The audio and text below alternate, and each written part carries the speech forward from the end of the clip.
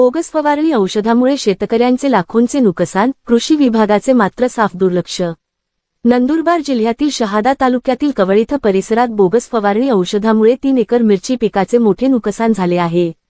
स्थानिक शेतकरी जयराम अभिमन पाटील यांनी आपल्या शेतातील मिरची पिकावर कीड नियंत्रणासाठी शहादा येथील नर्मदा अग्रो सर्व्हिसेस या दुकानातून 8,000 किंमतीच्या मिरचीवर फवारणीसाठी औषधे विकत घेतले। मात्र औषधे बोगस ठरल्याने फवारणीनंतर पूर्ण 3 एकरावर लावलेली मिरचीची झाडे वाळून गेली, असा आरोप शेतकऱ्यांनी केला आहे। शेतकऱ्यांचे पूर्ण परिवार या शेतीच्या पिकांच्या उत्पन्नावर अवलंबून होते।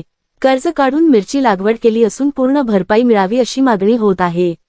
या घटनेमुळे शेतकऱ्यांचे लाखोंचे नुकसान झाले असून त्यांनी कृषी विभागाकडे तक्रार दाखल केली असता 7 दिवस उलटूनही कोणी अधिकारी फिरकले नाही। शेतकरी यांनी बनावट औषधे विकणाऱ्या दुकानदार व हलगर्जी करणारे कृषी विभागाच्या अधिकाऱ्यांवर कारवाईची मागणी केली आहे। या घटनेमुळे परिसरातील इतर शेतकरीही धास्तावले असून बोगस औषधांवर नियंत्रण ठेवण्याची मागणी होत आहे। नंदुरबार जिल्ह्यातील शहादा तालुक्यातील कवडीत गावातील एका शेतकरीच्या जवळ घडलेला आहे। इथं घडलेला प्रकार हा पावसामुळे घडलेला नसून जे फवारणीसाठी औषध आणलेले होते ते औषध बोगस औषध दिल्यानंतर जे शेतकरीचे मिरचीचे जे पीक आहे ते पीक अक्षरशः 4-5 दिवसात पूर्ण पाणी जडून पीक हे बघू शकता आपण की एवढ्या मिरच्या लागलेल्या होत्या, त्या मिरच्याचे झाड पूर्ण हे सुकून गेलेले आहे। तर आज तो जो शेतकरी आहे हवालदिल झालेला आहे की माझ्या तोंडात आलेला घास हा अचानकपणे गेल्यानंतर हातात झालेला आहे। आपण त्यांच्याशी चर्चा करू। नाव काय आपलं? जयराम अभिमन पाटील, कवडीत।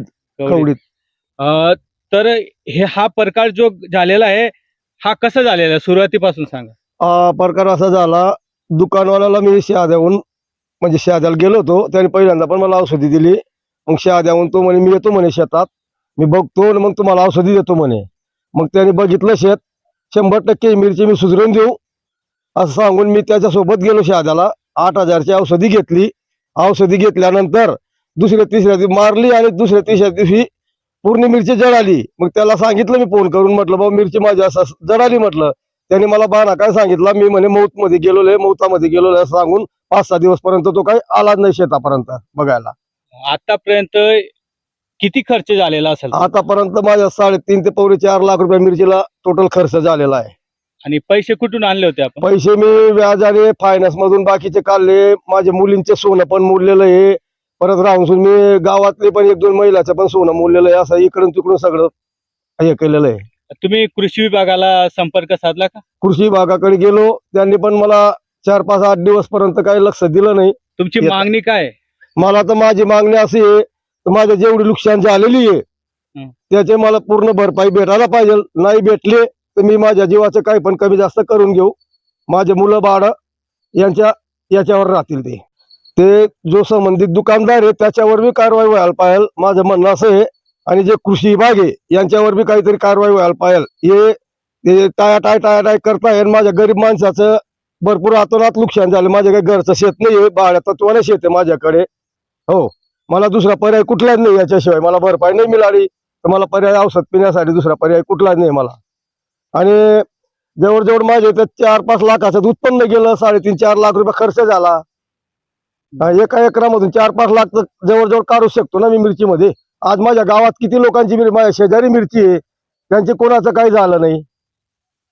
आणि तो औषध दुकानदार सांगतो मी औषधी बरोबर दिली, म्हणजे त्याचीच बाजू तो हे करतो याला, शेतकरीला ते बांग समजतात। तुम्ही किती वर्षापासून मिरची हे पीक घेताय? मिरची हे पीक मी जवळजवळ 8-10 वर्षापासून मिरची हे पीक घेतली। पहिल्यांदाच माझ्यापर्यंत हा प्रॉब्लेम आला। आणि माझ्या शेतात कुठे पाणी रुकत नाही, थांबत नाही, आणि ज्यांच्या शेतामध्ये पाणी रुकतं त्यांची मिरची एकदम व्यवस्थित आहे। म्हणजे तो त्याच्या अंगावर नाही येऊ देतोय आणि तो वरून सांगत तुझ्याने जे होत असेल ते कर, मी काही तुला देणार नाही। तर आमच्या चॅनल माध्यमातून हे पण सांगणं आहे की आत्महत्या हा कुठल्याही तक्रारीचं किंवा कुठल्याही प्रश्नाचं समाधान नाही आहे। कृपया करून हे पाऊल उचलू नये। पण जे आज शेतकरीचे नुकसान झालेले आहे ते नुकसान त्यांना मिळावं।